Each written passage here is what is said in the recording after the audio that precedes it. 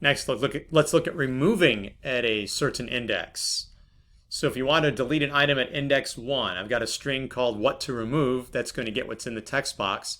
We'll make sure we've got at least 2 items so that there is something actually at the index of 2. If there are not at least 2 items, I'm going to copy and paste this error message that there's not enough items in the list. If it is, then we can remove at. So vehicle list dot remove at, and we want index 1. We'll just put a 1 inside there, and that will remove whatever is at index 1 and shrink the size of the list, and everything else beyond that will move back a spot in order. We'll go ahead and show it in the list box so we can see what it looks like as well. So here's our vehicles list, and we'll remove the item at index 1. It's airplane right now. It goes away, and everything else, you notice, shifted. Keep removing them, and then finally there's not enough items to do it in the list. Car is in the 0 spot, and there's nothing in the index 1 spot.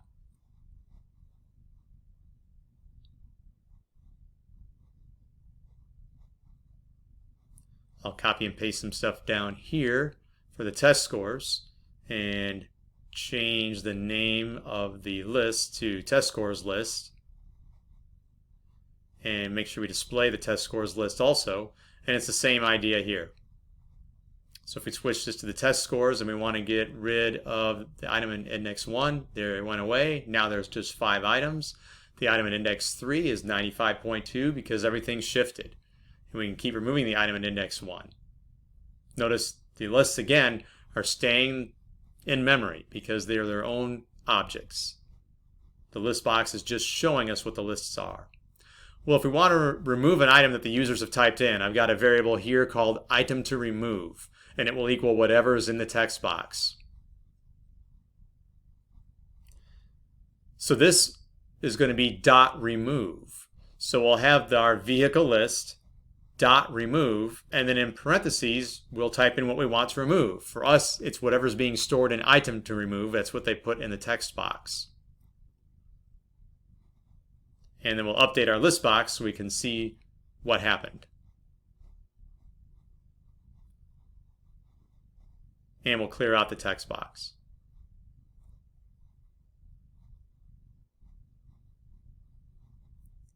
So we'll remove dragon. Notice I didn't worry about uppercase and lowercase. You can do that yourself. You know how. If I try to remove dragon again, it's not there, and I'm not getting any messages about it. That's not very handy for users. But there's an easy way to tell, and it's a method we saw before with list boxes. It's good for lists also. It's index of. And if index of returns -1, that means it's not in the list. So we can use an if up here, an if vehicle list dot index of whatever we're looking for. In this case, it's item to remove. So vehicle list dot index of, and then item to remove. If that doesn't equal -1, we're in good shape.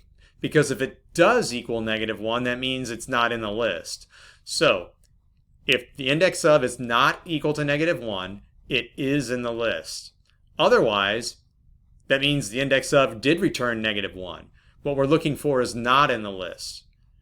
So we won't bother trying to remove it. We'll just give the users a message to let them know that the item is not in the list. If dot remove can't find your item in the list, it's not going to crash the program. It's just not going to do anything for you. So now, if we try to find a horse and carriage and remove it, now it's not there and we're told that it's not there.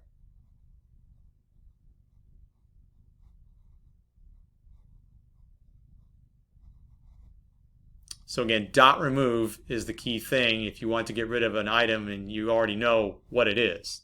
Not remove at, it's dot remove. All right, very similar idea down here, but we've got to get a double variable and try to parse the string item to remove and get a double out of it and put it in a double variable. If that doesn't work, we're going to give our users an error message. These are all strategies you're very familiar with. It's not really the point of our lesson today is to learn list methods dot remove. But we got to go through all that because it's a numeric thing. You can go back and pause the video to see it in more detail if you want. So now, if we want to remove 95.2, we found it and it's gone. And the size of the list shrank. 33.1, it's not in the list.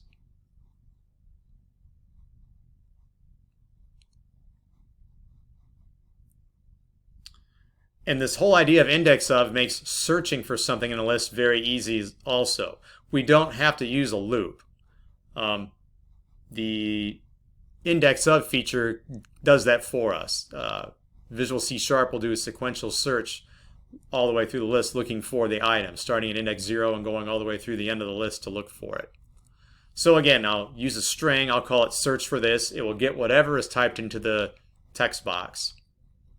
And we'll try to find the index of search for this.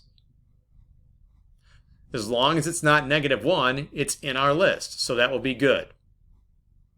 So otherwise, it's not good. We didn't find it in the list, so it'll give users an error message that it's not in the list.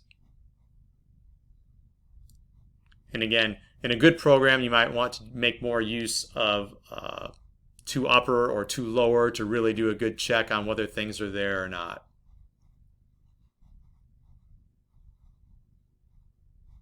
So there's our error message that it wasn't found because .index of returned -1. Any other value it returns, 0 or some other positive integer, is going to be the index where the item was found.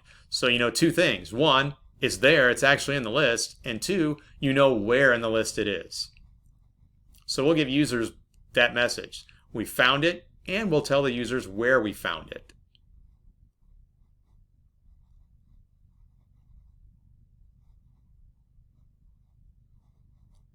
And the index is at .index of. So here I'll use vehicle list .index of and whatever it is we're looking for. In this case, it's the variable search for this. That's holding whatever users typed into the text box.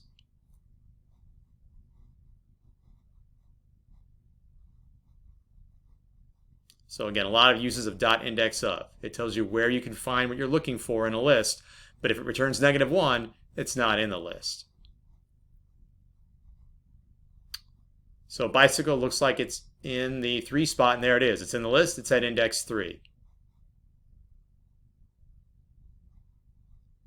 But if you look for a flying elephant, it's not there.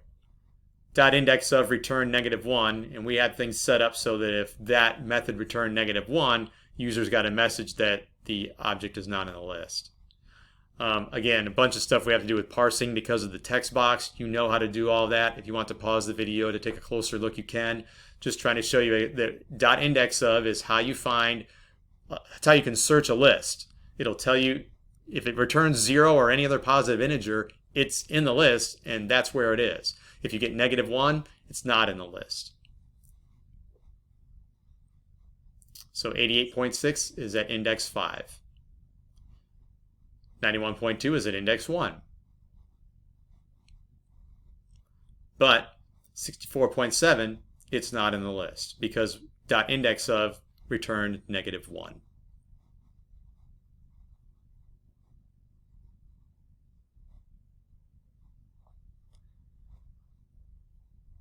Let's put some breakpoints in on some of these so you can see what's happening. You're seeing it in the list box, but we also want to make sure you understand that these items are actually being stored in a list, and the size of the list, I should say the count of the list, is getting changed. The size of an array never changes, but the size of lists changes to adapt to how many items are in it.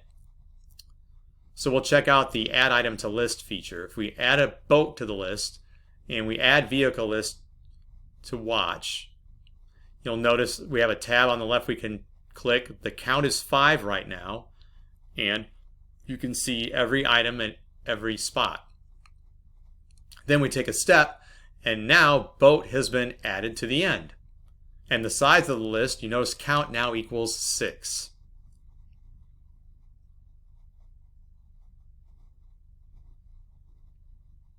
If we type in helicopter, the size of the list is still 6. Everything is still in there.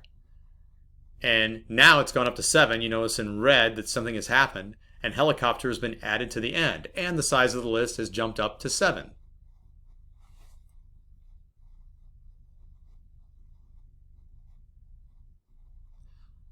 All right, let's look at the insert. We inserted at index 2. Again, just focusing on the vehicles right now. So we'll type in another vehicle, a boat, and there are 5 items right now in vehicle list, and currently in the 2 spot is dragon, followed by bicycle and spaceship. We'll take a step, and now boat is added to the 2 spot, and it pushes dragon, bicycle, and spaceship. They move to 1 spot further higher in the order, and the size or count of our list goes up by 1. If we want to insert flying elephant into the 2 spot, which is currently occupied by boat, we'll take a step. Notice that the count has gone up to 7. Flying elephant is now in the 2 spot, and everything else shifted up 1 value, or got pushed up 1 value. And again, a reminder, this is happening inside the list object. We were just using that yellow list box to display what our lists were so we could see them while the program was running. To remove an item in index 1, again, the count is 5. At index 1 right now, we see airplane. We take a step. The count has dropped to 4. Airplane is gone. And all the other items, dragon, bicycle, and spaceship, have moved back 1 spot in the list.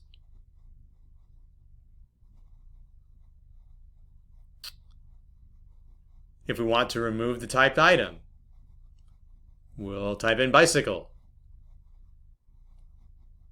Again, the count is currently at 5. Bicycle does exist in the list, and now it's gone. The count of the list is 4. It found bicycle and got rid of it, and then everything else shifted that was after bicycle.